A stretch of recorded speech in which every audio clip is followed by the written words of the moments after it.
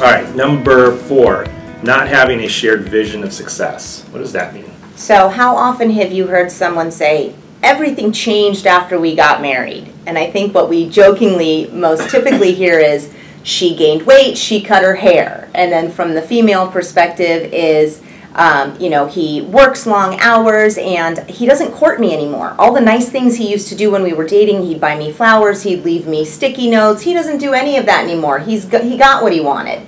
But that's actually not what this is referencing, but it's kind of along those same lines of something that you need to be aware of. That everything changed when we got married because he drives you crazy because you're a saver and he's a spender. Or your idea of a weekend getaway is a cozy cottage in the woods and he wants to hit the town and catch a game. Or he thinks it's your job to cook and clean, but you disagree. These are all things that you should be discussing prior to getting married so that you have a shared vision moving forward. And then I think the flip side of that is it's good to have diverse interests and to be willing to participate in those interests that your spouse has.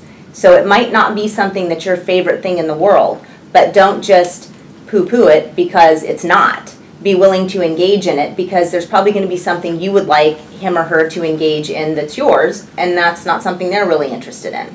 It makes a lot of sense, but again, I just can't help but think that people do change. So that's not how she used to be before, that's not how he used to be before we got married. Well, you know what?